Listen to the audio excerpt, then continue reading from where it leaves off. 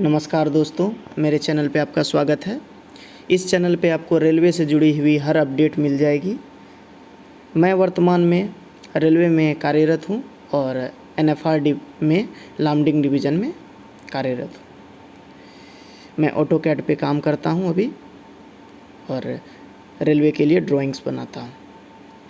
खैर, मैंने रेलवे की बहुत सारी एग्ज़ाम पास की है और इन सब एग्ज़ाम को देखते हुए मैंने नॉर्मलाइजेशन के बारे में काफ़ी कुछ सीखा है। मैंने भी अमीन की एग्ज़ाम दी थी, चूँकि मुझे बिहार में पोस्टिंग चाहिए तो बिहार अमीन की एग्ज़ाम दी थी और बिहार अमीन में मेरी 61 मार्क्स अभी आ रहे हैं और मैं EWS कैटेगरी से बिलोंग करता हूँ। तो जैसा आपको पता है कि 10 से 12 अगस्त के बीच में हमारी एग्ज़ाम हो गई थी और 25 सितंबर वो दिन था जिस दिन हमारी आंसर की आई थी। तो आंसर की के कुछ एनालिसिस को देखते हुए, जो कि हमारे एक टेलीग्राम ग्रुप में कंडक्ट कराई गई थी, मैंने ये पाया कि 10 की सेकेंड शिफ्ट में काफ़ी ऐसे लड़के थे जिसके 60+ मार्क्स थे और 10 की फर्स्ट शिफ्ट, जो शिफ्ट में मैं था, इसमें भी काफ़ी सारे कैंडिडेट हैं जिसकी 60+ मार्क्स हैं। लेकिन सेकेंड शिफ्ट में ज़्यादा बच्चों की 60+ मार्क्स थी और जहाँ तक मैंने देखा कि 12 और 11 की सेकेंड शिफ्ट वालों की काफ़ी कम मार्क्स थे इनके कंपैरिजन में और हाईएस्ट मार्क्स 63 के आसपास मैंने देखा 12th की सेकेंड शिफ्ट में। तो वो तो बात की रिज़ल्ट बताएगी, लेकिन ये नॉर्मलाइजेशन को काफ़ी इफ़ेक्ट करेंगे। अब नॉर्मलाइजेशन प्रोसेस में क्या होता है, मैं छोटी सी वीडियो में बता देता हूँ कि नॉर्मलाइजेशन क्या होता है कि हर शिफ्ट का टॉप के 5% छात्र का मार्क्स को इंक्लूड किया जाता है। रेलवे में ये 0.1% है, चूँकि रेलवे में बहुत सारे कैंडिडेट होते हैं, एक शिफ्ट में लाख के लाख कैंडिडेट बैठते हैं, तो उसमें 0.1% ही रखा गया है। लेकिन अमीन और बिहार से रिलेटेड एग्ज़ाम में जिसमें 10 गुना का सिलेक्शन हुआ करता है, तो उसमें काफ़ी कम स्टूडेंट एग्ज़ाम देते हैं, इसके कारण इसमें 5% का लिमिट होता है। तो टॉप के 5% हर शिफ्ट के उठाए जाते हैं। अगर मान के चलते हैं 10 के फर्स्ट शिफ्ट में टॉप के 5% ने 62 एवरेज आ रहा है, उसी प्रकार से अगर सेकेंड शिफ्ट में मान के चलते 63 स्कोर आ रहा है और किसी शिफ्ट में 59 ही आ रहा है एवरेज स्कोर, तब क्या किया जाएगा कि इन सब का एवरेज लिया जाएगा और जो एवरेज मार्क्स से इनका मार्क्स का डिफरेंस होगा वो इसमें ऐड कर दिया जाएगा। तो जैसे इसमें 63 है एवरेज मार्क्स और किसी शिफ्ट में 56 है, तो दोनों का डिफरेंस कितना हो जाता है, तो इन दोनों का डिफरेंस 6 हो जाता है, 7 हो जाता है। तो 3.5 मार्क्स उसका आधा ऐड कर दिया जाएगा इस शिफ्ट में, जिसका मार्क्स कम होता है। तो इस प्रकार से मार्क्स में अंतर आ जाती है। अगर आपने रेलवे की एग्ज़ाम दी होंगी तो आपको अच्छी तरह से पता होगा। तो चलिए, मैं इस वीडियो में आपको एक्सपेक्टेड कटऑफ बताता हूँ जो मेरे द्वारा बनाई गई है, और मैं ये कह सकता हूँ कि ये जितना मार्क्स मैं ये बता रहा हूँ, शायद 90% चांस है कि इतनी ही मार्क्स कटऑफ जाएगी अगर सब कुछ सही रहा। लेकिन बिहार है, यहाँ सेटिंग गेटिंग भी हो सकता है, लेकिन अभी तक इसकी कोई खबर नहीं मिली है, ये अच्छी बात है। तो टोटल सीट 1767 थे। इसमें से अगर हम बात करें तो 37 सीट स्वतंत्रता सेनानियों के हैं, उसे हटा देते हैं, और 68 सीट के आसपास मूक बधिर जो कि दिव्यांग लोग हैं उनके लिए है। तो इन दोनों सीट को अगर हटा भी दें तो 1600 के आसपास सीट होती है, और उसमें से अगर 170 सीट हटा दें तो जो कि एक्सपीरियंस वाले हैं, मैं मान के चलता हूँ कि एक्सपीरियंस वाले 40 नंबर भी अगर ला रहे होंगे तो उनकी ओवरऑल मार्क्स 65 हो जाती है, जो कि अच्छी खासी स्कोर है और टफ़ कंपटीशन देंगे। तो मैं 170 सीट डायरेक्ट ही घटा देता हूँ। लेकिन ऐसा तो होगा नहीं कि इसमें सब 40 में 40 लाएंगे। इसमें कई बूढ़े कैंडिडेट भी होंगे, पुराने कैंडिडेट भी होंगे जो कि बहुत एजेड हो गए होंगे, तो उनकी स्कोर इतनी नहीं आ पाएगी, वो क्वालिफाई नहीं कर पाएंगे। 150 कैंडिडेट भी अगर सेलेक्ट होते हैं तो भी चलते हैं, हम मान लेते हैं ऐसा। तो मेरे अनुसार से जनरल कटऑफ मेल की, जो कि टोटल सीट 233 थी और उसके लिए 4,330 का सिलेक्शन हुआ था। तो जिसके पास एक्सपीरियंस नहीं है उसके लिए मैं ये कटअप बोलता हूँ कि 58 से 61 जानी चाहिए इसकी कटअप। ये 61 की जगह 62 भी हो सकता है या कम होकर के 60 भी हो सकता है। और आफ्टर नॉर्मलाइजेशन 1 to 3 मार्क्स का डिफरेंस हो सकता है, या तो कम भी हो सकती है इससे मार्क्स, इससे या इससे ज़्यादा भी हो सकती है मार्क्स। लेकिन अगर नॉर्मलाइजेशन प्रोसेस में +-6 का डिफरेंस आ जाता है, जो कि संभव हो सकता है क्योंकि 10 की सेकेंड शिफ्ट में काफ़ी मार्क्स लोगों ने लाया है, जबकि 12 की सेकेंड शिफ्ट में बहुत कम मार्क्स आ रहे हैं और 11 की कुछ शिफ्ट में भी बहुत कम मार्क्स आ रहे हैं। तो ऐसा हो सकता है, इससे स्कोर में काफ़ी ज़्यादा डिफरेंस भी आ सकता है और 2-4 नंबर का भी अंतर हो सकता है। तो इसके लिए मैं अभी से ही क्षमा मांग लेता हूँ।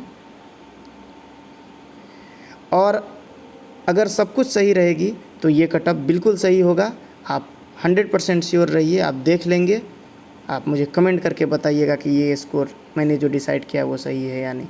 अगर हम फीमेल सीट की बात करें टोटल, तो फीमेल की जो है टोटल 247 सीट थी जनरल की और उसमें 2470 महिलाओं का सिलेक्शन हुआ। तो इनकी स्कोर जनरल मेल से तो थोड़ी कम जाएगी, लेकिन बहुत ही कम नहीं जाएगी क्योंकि महिलाओं ने भी अच्छा स्कोर किया है। तो 54 से 58 के बीच में इसका स्कोर रखता हूँ। अगर हम बीसी मेल की बात करें तो बीसी मेल की 55 से 58 कटअप जाएगी। चूँकि बीसी जो है इनकी सीट थोड़ी कम थी ईबीसी से, इसलिए इनका स्कोर 55 तक जा सकता है। और ईबीसी मेल का 2 नंबर इससे कम जाएगा क्योंकि इसकी सीट ज़्यादा थी, तो 53 से 56 के आसपास थे। तो इसकी 53 से 56 में रखता हूँ स्कोर। अगर हम फीमेल की बात करें तो बीसी फीमेल की 53 से 55 जाएगी क्योंकि बीसी की संख्या अगेन बहुत इनके ईबीसी के कंपैरिजन में कम थी। और ईबीसी फीमेल का बात अगर मैं करूं तो ये 51 से 54 के बीच जाएगी। अगर मैं एससी कैंडिडेट की एक्सपेक्टेड कटअप की बात करूं तो मेल की एससी में 50 से लेके 53 तक जा सकती है, इससे थोड़ी कम भी जा सकती है 1-2 मार्क्स। और फीमेल की 47 से 51 के बीच में कटअप जाएगी।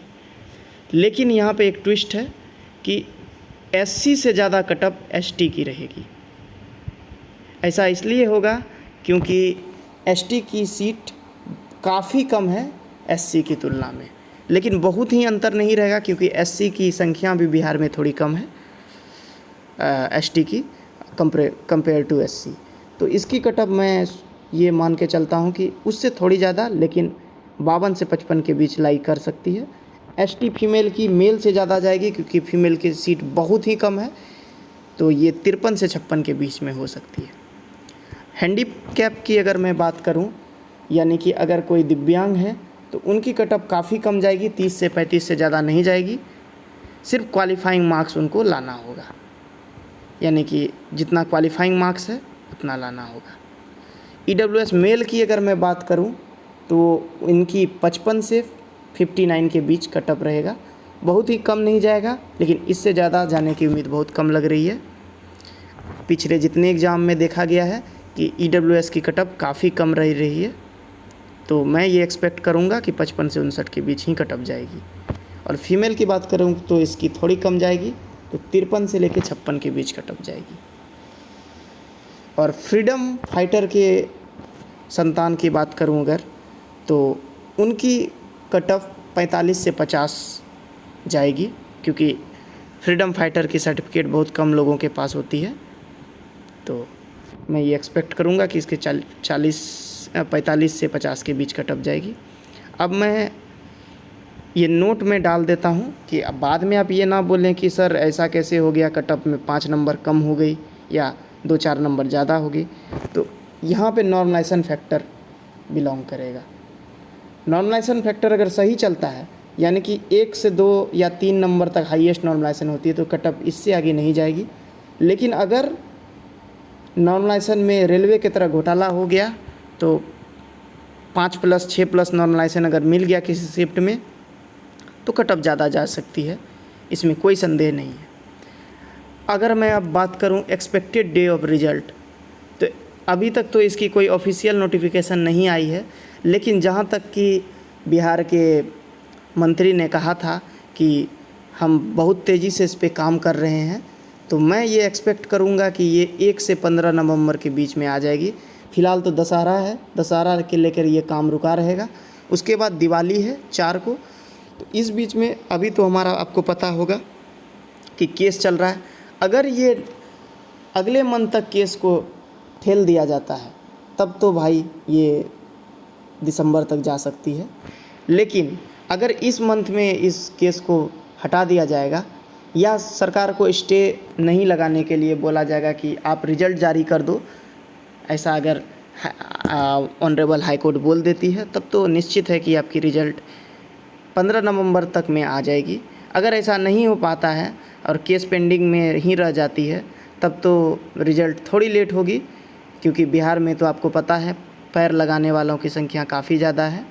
लेकिन ये बात आप 100% लिख लें, क्योंकि इसका जो रिज़ल्ट होगा हमारे फेवर में ही होगा, क्योंकि इसने जो नोटिफिकेशन है इसने सारी तरह की जो नोटिस है इसका पालन किया है, और अमीन को भी ऐसा नहीं है कि बिल्कुल हटा दिया है, इसे 25% यानी 25 नंबर की छूट भी दी है, जो कि ये केस को जिता ही देगी और केस हम लोग ही जीतेंगे, तो मैं ये आशा करूँगा।